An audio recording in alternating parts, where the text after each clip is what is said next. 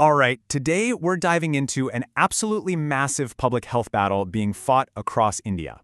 And it's a story that unfolds on two completely different scales. On one hand, you have the microscopic level, what's happening inside the human body.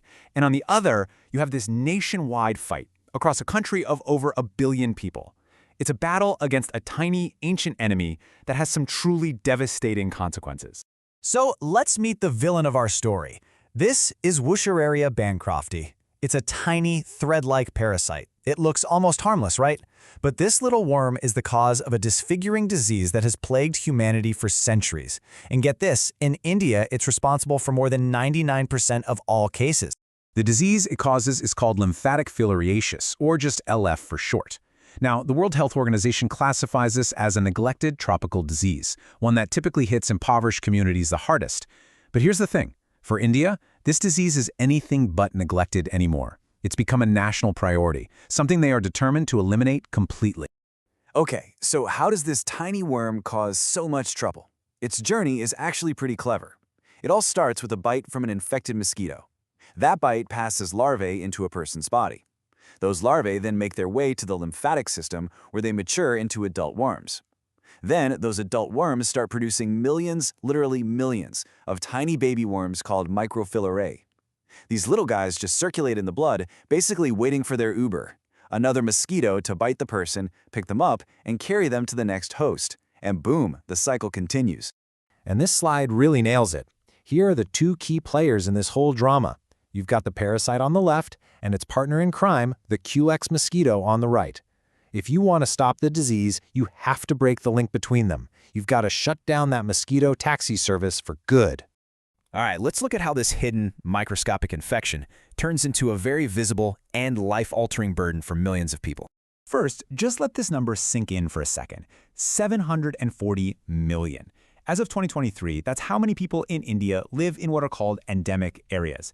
These are places where the disease is always present and people are constantly at risk of getting infected. It's just a staggering scale. And this image, this is what turns that huge number into a human reality. When the worms damage the lymphatic system, fluids can't drain properly, and they build up. This causes chronic, painful swelling called lymphedema. And it's not just a medical condition. This leads to severe disability and, as you can imagine, a crushing amount of social stigma. Yeah, it's so important to get that LF isn't just one symptom. It's a whole spectrum of suffering. Someone can get infected as a kid and not show any signs for years. Then later in life, they start having these acute, painful attacks. Over time, that leads to chronic conditions like the swelling we just saw, or something called hydrocele, which is a similar painful condition that affects men. It really traps people in a cycle of poverty. And the numbers are still huge. In 2023 alone, India reported over 700,000 chronic cases.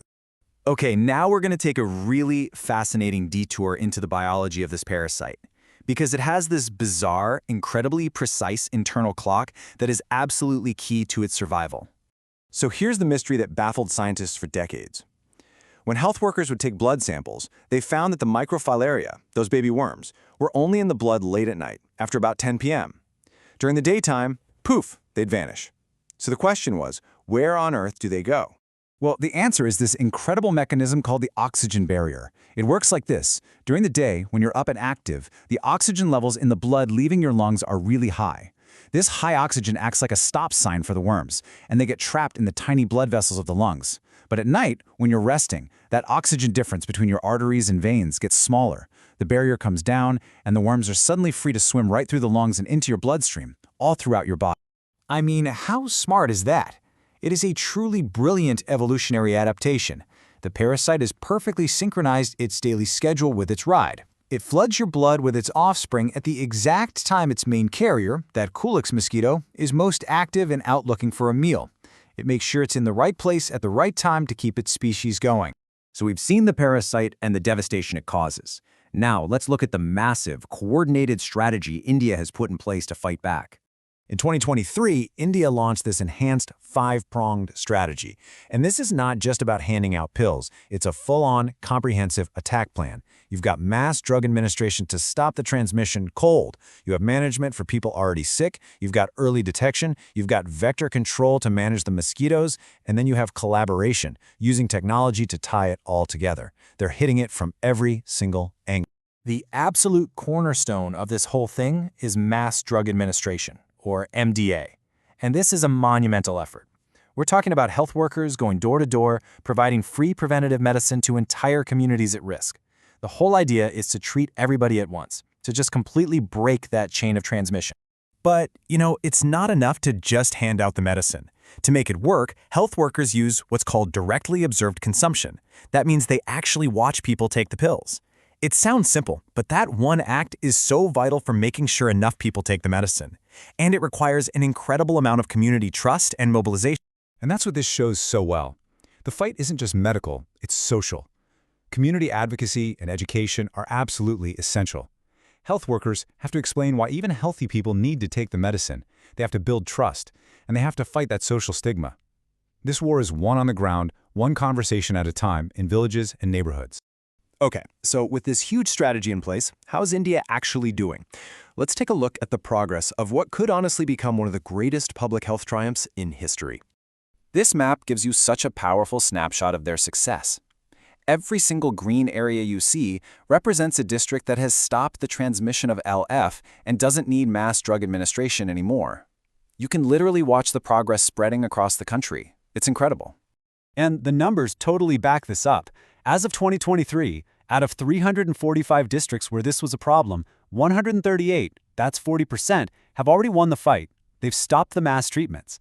Another 170 are in the middle of it, and the rest are being assessed. The path forward is so clear and measurable. Now, this has been a really long journey. The first national program started way back in 1955.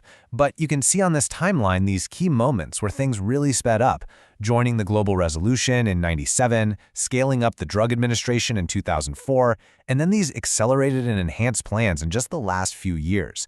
It shows a real powerful intensification of the effort. I think this quote from a former health minister, J.P. Nadda, just perfectly captures the spirit of the mission now.